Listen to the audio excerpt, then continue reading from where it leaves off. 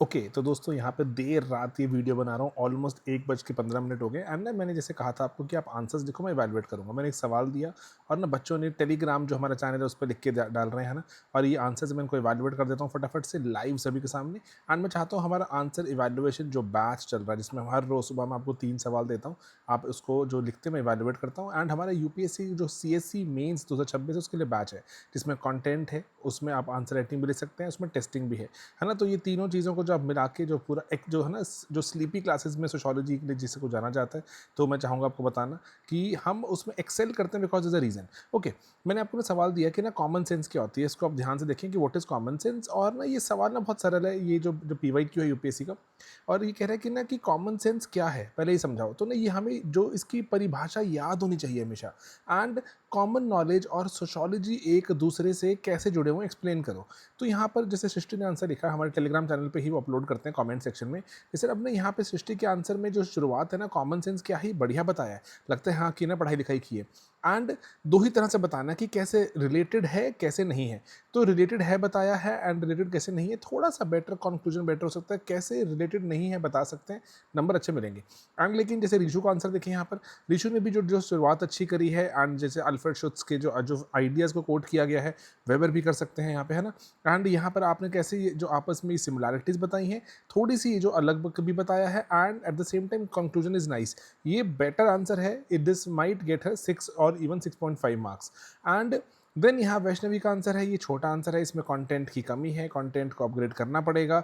And यहाँ पर then जो अंजलि का आंसर भी था, मैं यहाँ पे चाहता हूँ बताना। अंजलि ने लिखा है यहाँ 15 मिनट्स लगाए, 15 से कम मिनट लगने चाहिए थे, क्योंकि हमें परिभाषा कॉमन सेंस की याद होनी चाहिए। एंड किस तरह से इसका रिलेशनशिप है, सिमिलैरिटीज, हार्वर्ड बेकर डिफरेंसेस, साथ साथ ही अलग तरह का स्ट्रक्चर। हमें यहाँ पे देखो इस अगेन आंसर में 4.5-5 नंबर निकाल सकते हैं, बट लेकिन इसको बेटर कैसे बनाएंगे कि सिमिलैरिटीज बताओ देन डिफरेंसेस बताओ, है ना। ओके, तो अगेन मैं चाहता हूँ बताना, लाइव आंसर राइटिंग हम हर रोज़ आंसर लिखेंगे। 40 दिन के 2 दिन हो चुके हैं, मैंने पहले 3 दिन फ्री पढ़ाया था। एंड देन उसके बाद मॉड्यूल आपको ज्वाइन करना पड़ेगा, ठीक है। और सिमिलरली जो हमारा क्रैश है जो मेंस का, ये सबसे ज़्यादा फॉलोड क्रैश है पूरे देश भर में, इससे टॉपर्स रैंकर्स निकलते हैं। ओके, अब ना जैसे सवाल है कि मैंने ऊपर लिखा कि कॉमन सेंस क्या है, एंड इसको है ना कॉमन सेंस को समझाओ। Organized typified stock of taken for granted knowledge, है ना। जैसे परिभाषाएं हैं, आप ये जो अल्फ्रेड शुत्ज की भी यूज़ कर सकते हो, वेबर की मैंने अपने कंटेंट नोट्स में दिया हुआ है ना। कार्ल मैनहाइम की डेफिनेशन कि ना ये अनक्रिटिकल होती है कॉमन सेंस, ने खुद को क्रिटिसाइज नहीं कर पाती एंड ट्रेडिशनल नॉलेज पे बहुत ज़्यादा रिलाई करती है, सदियों से चली जा रही है ना। कुछ साइंटिफिक यहाँ पर हम देखें तो कोई एनालिसिस या साइंटिफिक क्रिटिसिज्म नहीं होता, तो वो चलती चली जाती है।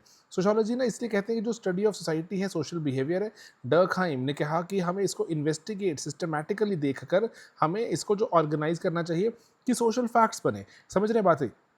देन उसके बाद ना आपने ना बताना है रिलेटेड, है ना। अगला पार्ट है कि कैसे जुड़े हुए हैं। रिलेटेड में बताओ कि किस तरह से ना जो काफ़ी कॉम्प्लीमेंट्री नेचर है, कि जैसे जो बहुत सारी ना ऐसे प्रिलिमिनरी जो इनसाइट्स हैं जो हमारे पास होती हैं कि समाज को लेकर, वो समाज को लेकर इनसाइट्स कहाँ से, कॉमन सेंस से आती हैं। कि मान लो समाज में धारणा है कि लड़कियां बढ़िया गाड़ी नहीं चलाती है, वो कहाँ से आएंगी, समाज की धारणाएं हैं। उसको सोशोलॉजिस्ट उठाएगा, चेक करेगा क्या सच में लड़कियां गाड़ियां बढ़िया बढ़िया नहीं चलाती, क्या पैमाने हैं, साइंटिफिकली एनालाइज करेगा, रॉ डेटा को देखेगा। उसके बाद ना एक्सपीरियंस करेगा उसको, जैसे वेबर ने कहा। एंड उसके बाद ना जो जैसे हार्वर्ड बेकर लिखते हैं यहाँ पे, आप ज़रूर मेंशन करो। हार्वर्ड बेकर कहते हैं कि ना जैसे जो ना कि क्या नॉर्मल है क्या नॉर्मल नहीं है, अब नॉर्मल या डिविएंट है, ये भी हमारी कॉमन सेंस से आता है। कॉमन सेंस में ना हमें ना सदियों तक हमें बताया गया कि अरे जी ये नॉर्मल ये not normal, accordingly common sense ने ही हमारी जो जिंदगी है ना उसको निर्धारित कर दिया। तो इसलिए कहते हैं कि ना कि कॉमन सेंस हमारी लाइफ को जितना हमें पता नहीं है उससे ज़्यादा प्रभावित कर रही है। कॉमन सेंस अनक्रिटिकल है, उस पर सोचा नहीं गया, बस वो पासिंग ऑन होती गई कि हो सकता है किसी के साथ कोई घटना घटी हो। एनेक्डोटल एविडेंस कहते हैं ना कि मेरे साथ घटा था तो दुनिया में ऐसा होता होगा, तो वो कॉमन सेंस बन जाती है। एंड देन हमने सोचो ना, इसलिए सोचो बहुत कुछ बोरो करती है कॉमन सेंस से कि भाई रॉ मटेरियल है जिस पे रिसर्च करेगा सोशोलॉजिस्ट। और ना इसीलिए लेकिन कॉमन सेंस ना बहुत बार कम्युनिकेशन को भी ना जो आसान कर देती है सोशोलॉजिस्ट और पब्लिक के बीच में, कि बहुत सारी चीज़ें जैसे ना जैसे कि मैरिजेस में पर्टिकुलरली कि अगर कहा जाए कि लड़की के लिए अनइक्वल होता है, तो ये जो सोशोलॉजिकल अंडरस्टैंडिंग डेवलप होगी ये समाज तक पहुंच जाएगी कि मैरिज, जैसे यूके के एग्जांपल लेते हैं कि मैरिज एक अब रिस्की वेंचर है जिसमें कोई गारंटी नहीं है कि आपको कामयाबी मिले, है ना, कि सुखी जीवन मिले। तो ये कॉमन सेंस बनती चली गई, ये सोशोलॉजिस्ट ने निकाला था 1980s में। देन ये कॉमन धारणा बनती चली गई, ठीक है। तो इसलिए ना जो बहुत कॉम्प्लेक्स फाइंडिंग्स होती हैं ये कॉम्प्लीमेंट्री तरह से काम करता है कि सोशोलॉजिस्ट की जो भाषा है, जो बातें हैं वो असाधारण आम जनता तक पहुँच जाती हैं, ठीक है। एंड देन लेकिन आप डिफरेंसेस पक्का बताएं कि सर सबको सिमिलैरिटीज़ नहीं है, डिफरेंसेस भी हैं। तो मैंने आंसर शॉर्ट इसलिए रखा क्योंकि 150 वर्ड्स में ना समेटना मुश्किल हो जाता है। आज ही जैसे हमारे जो आंसर राइटिंग बैच में बच्चे ने कहा कि सर थोड़ा आंसर छोटा वाला भी बताएं, ठीक है। तो कॉमन सेंस ना जो बहुत बार ना पर्सनल एक्सपीरियंसेस से, सिर्फ मेरे साथ घटा था, मैं बोलता हूँ सब दुनिया में ऐसा होता होगा कि इस जाति के लोग ऐसे होते हैं या फिर लड़कियां ऐसे बिहेव करती हैं, मेरे साथ ऐसी कोई अगर घटना घट गई, मैं बोलता हूँ सब तरफ ऐसा होता होगा। तो इसलिए ना वो अनक्रिटिकल होती है, रिसर्च नहीं होती, सिस्टमैटिक ऑब्जर्वेशन नहीं होती, लॉन्ग जो पीरियड ऑफ टाइम पे डेटा नहीं लिया होता हमने, इसीलिए डिफरेंसेस आ जाते हैं सोशो में और कॉमन सेंस में। लेकिन जो कॉमन सेंस है बहुत सब्जेक्टिव है कि मैं किसी और तरह से किसी जाति को समझूंगा और किसी और जाति को कोई दूसरा इंसान समझेगा। लड़कियों की मेरी परसेप्शन कुछ और, सामने वाले की कुछ और हो सकती है। सोशोलॉजिस्ट जो है वो क्या करेगा, वो समझेगा, अंडरस्टैंड करेगा, वर्स्ट हैंड है ना, ये वर्ड यूज करो, वर्स्ट हैंड करेगा वो, एंड इसलिए इंटरप्रेट करेगा, जो सामने वाला ऑब्जर्वर है ना उसके लेवल पे उतरेगा।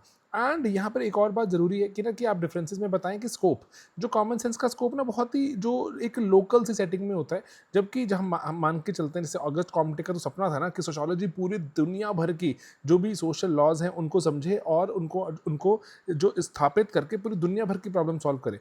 तो सोशो अपना स्कोप ना बहुत ज़्यादा चाहती है करना, लेकिन द सेम टाइम आप बता सकते हैं कि बहुत सारे जो इवन सोशोलॉजी में ऐसे जो और ब्रांचेज हैं, जैसे फिनोमिनोलॉजी है ना, या फिर अगर मतलब अगर आप चाहें तो फिनोमिनोलॉजी का नाम लिख के कह सकते हैं, जो कि खुद को बहुत ज़्यादा डिफरेंस नहीं चाहती करना किसी कॉमन सेंस से। वो बोलती जिसको जैसे जो समझनी है रियलिटी वो वैसे समझे।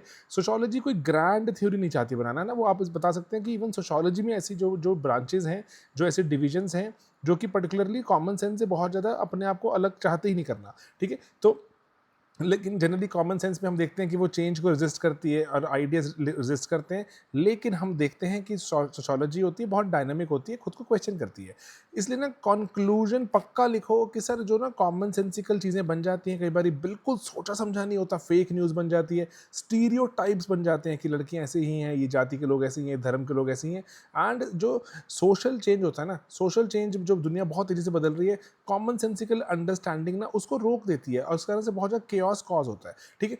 तो इसलिए कंटेम्प्रेरी सोसाइटी में हमें evidence based sociological understanding and even की डेटा बेस्ड हमें जो अंडरस्टैंडिंग बेटर रहती है, लेकिन कॉमन सेंस उससे बचती है। तो इसीलिए कॉमन सेंस और सोशोलॉजी बहुत कॉम्प्लीमेंट्री तरह से काम करते हैं, लेकिन लॉगर हेड्स पे भी बहुत ऑफन दिख जाते हैं, ठीक है दोस्तों। तो इसलिए ना इसको बढ़िया तरीके से समझो एंड लिखो। यहाँ पर ना जो परिभाषा जानना, कॉम्प्लीमेंट्री नेचर जानना एंड देन उसके डिफरेंसेस जानना, इसको ना एक स्ट्रक्चर में डालेंगे, स्ट्रक्चर में समझेंगे तो बेटर रहेंगे। बस मेरी यही आप सभी से जो रिक्वेस्ट भी है, मैं इतनी देर रात ये वीडियो इसलिए बना रहा हूँ क्योंकि बच्चे सबमिट कर रहे थे, I really wanted them to submit. और इसलिए कोशिश करूंगा, हाँ येस, कि थोड़ा सा दिन में क्वेश्चन दिया जाए आपको, है ना, टेलीग्राम ग्रुप पे। और जो टेलीग्राम है हमारा t.me, है ना, टेलीग्राम का चैनल है, /स्लीपी सोशोलॉजी, है ना, आप उसका पार्ट ज़रूर बने। और ऐसे ही मैं रैपिडली क्वेश्चन डिस्कस करूंगा, आप लिखें, मैं उसको बताऊंगा कि आपके आंसर में जो अच्छा है या बुरा है, कि इंप्रूव करते करते नंबर निकालें, ठीक है दोस्तों। तो बस रैपिडली, इसलिए बहुत देर रात ही बैठ के बना रहा हूँ वीडियो, स्टूडियो में नहीं बना रहा बैठ के, अपने कमरे में बैठ के बना रहा हूँ वीडियो, ठीक है दोस्तों। आपने शायद सिंप्लीफाइड पे बहुत से देखे होंगे वीडियोज़, यहीं बैठ के बनाए हैं मैंने, है ना, अपने जो इस सोफ़ा पे बैठ के। तो इसीलिए मैं चाह रहा हूँ कि ये प्रोसेस रुके ना लर्निंग का, हम लर्निंग करते रहें। और जैसे पर्टिकुलरली कहा जाता है ना कि यूपीएससी एस्पिरेंट को तो चटाई पे बैठा के पढ़ा दो, अच्छा कंटेंट वो पढ़ता रहता है। तो वही मैं कोशिश कर रहा हूँ कि आपको बढ़िया से बढ़िया कंटेंट प्रोवाइड करूँ एंड रैंक निकालें आप। हमारे फाउंडेशन के बैचेस जीएस के एंड सोशो के चल रहे हैं, ज़रूर ज्वाइन करो दोस्तों। बहुत मेहनत करते हैं, पेपर में कंटेंट दिखता है और उसको बाद अभी पुश कर रहे हैं, पर्सनल मेंटरिंग है ना, ये सब चीज़ें हैं। तो इसको ज़रूर ज्वाइन करो एंड फ़ायदा उठाओ। स्लीपी क्लासेस से बेटर कंटेंट इस वक्त पूरे के पूरे भारत में कोई प्रोवाइड नहीं करता, इसका फ़ायदा उठाओ, ठीक है दोस्तों। चलिए विदा लूँगा, अभी बहुत रात हो गई है, इसको अपलोड भी करूँगा एंड देन आंसर्स लिखने का सिलसिला चलता रहे। एक्सेल करेंगे यार।